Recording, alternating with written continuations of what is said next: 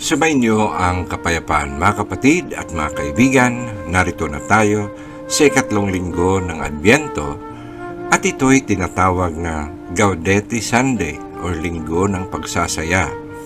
Ngunit ang ating katanungan, ano bang dapat nating ipagsaya?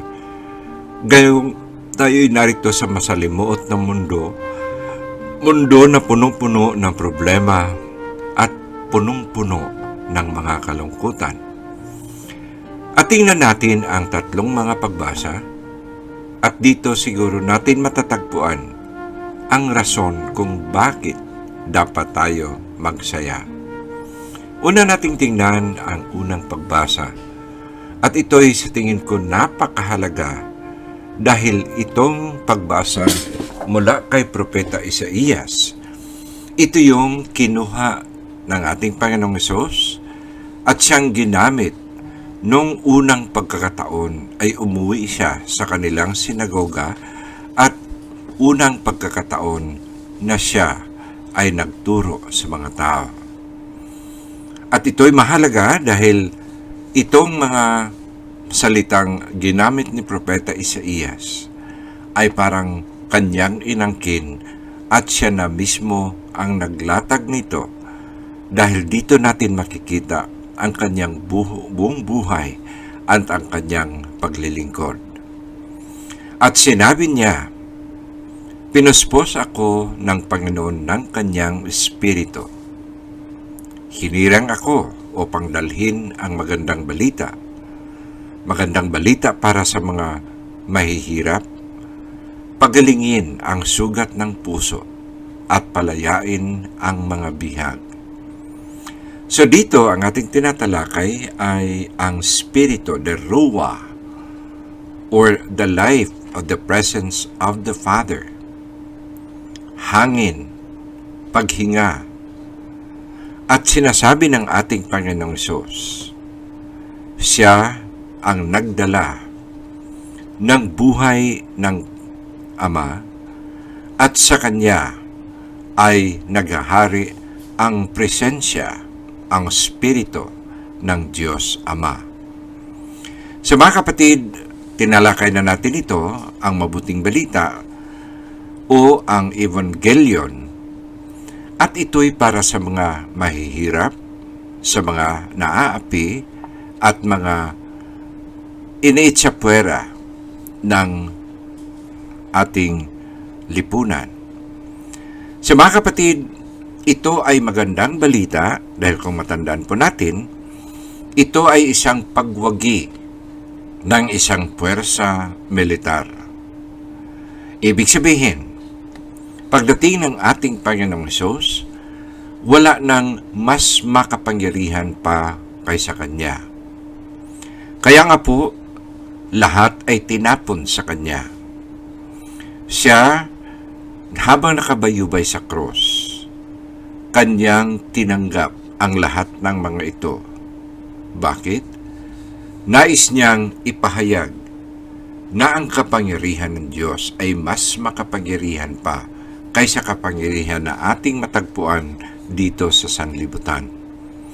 Sa mga kapatid kong matandaan po natin, maraming nahihirapan, maraming naaapi, at maraming nasasantabi ng ating lipunan. Bakit po? Dahil ang ating mga puso ay punong-puno ng kalungkutan at punong-puno ng problema.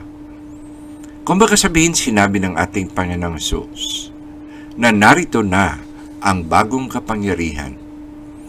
At alam po natin, tandaan po natin, na kung si Hesus ay hindi siyang pinapanginoon ng ating mga puso, mababasag at mawawasak ang ating mga puso, the broken-hearted. Why? If Jesus is not the Lord of our hearts, then we tend to follow anything that we hear, as if natatangay palagi tayo at iba-iba ang ating pinahahalagahan. At ang resulta nito, nadudurog ang ating mga puso dahil tayo mismo ay hindi nakakaalam kung ano ang ating patutunguhan. Kaya nga po, makita po natin na may mga taong punong-puno ng kasamaan, punong-puno ng paggawa ng hindi ikabubuti sa kapwa. Dahil nga po, tayong lahat ay nagiging alipin ng ating mga kasalanan. At sinabi ito ng ating Panginoong Hesus dahil nga po, alam naman po natin ang kasaysayan. Noong kapanahunan ng ating Panginoong Hesus, ang mga taga-Israelita ay nasa pamunuan ng Roma. Ibig sabihin, sila ay taling-tali sa Romanong pamamahalaan at hindi sila namumuno sa kanilang sarili. At alam naman po natin na sa panahon ng ating Panginoong Hesus, marami hong mga tulisan.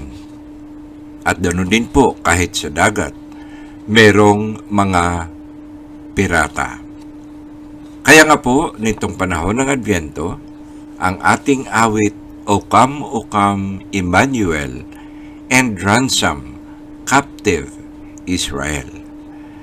Kaya po, mga kapatid, kung matandaan po natin ang sinabi ni Francis Magalona, gusto kong bumait, ngunit di ko magawa.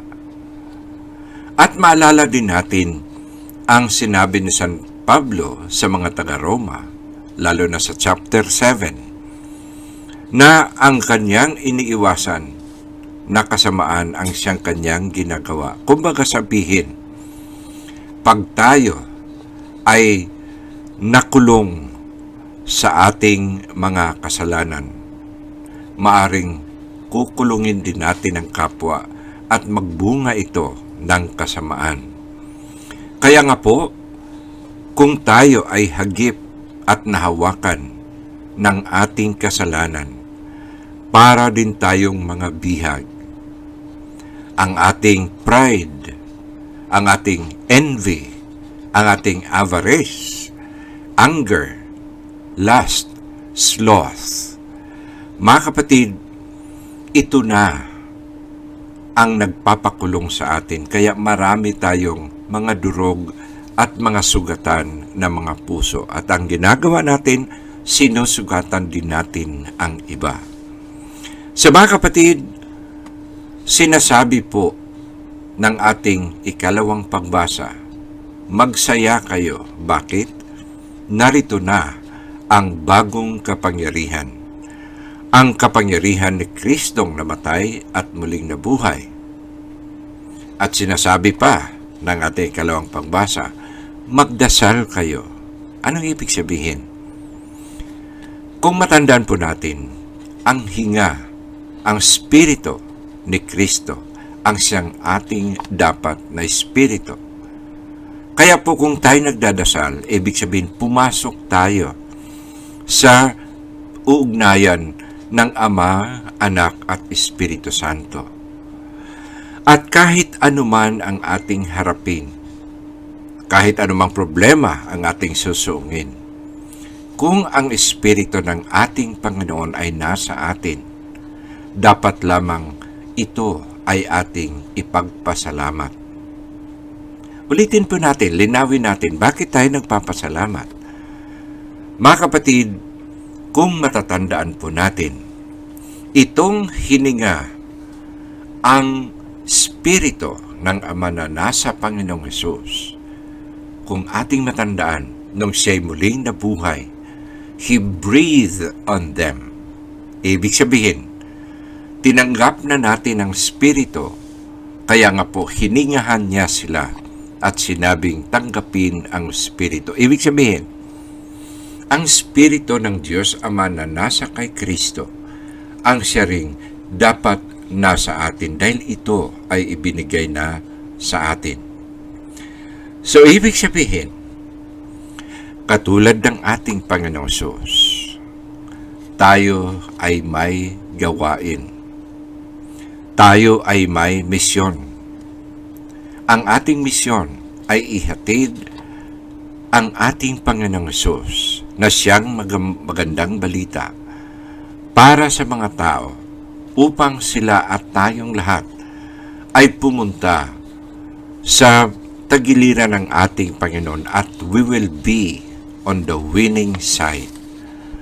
Kaya po, mga kapatid, kung napapansin po natin ang ating ebanghelyo ngayon, ang ating San Juan Bautista, malinaw na malinaw sa kanya ang kanyang misyon. Kaya nga tinanong siya, ikaw ba ang Mesiya? Hindi po. Ikaw ba si Elias? Hindi po. Ikaw ba ang propeta? Palaging ang sagot niya, hindi po. Ikaw ngayon, bakit ka nagbibinyag?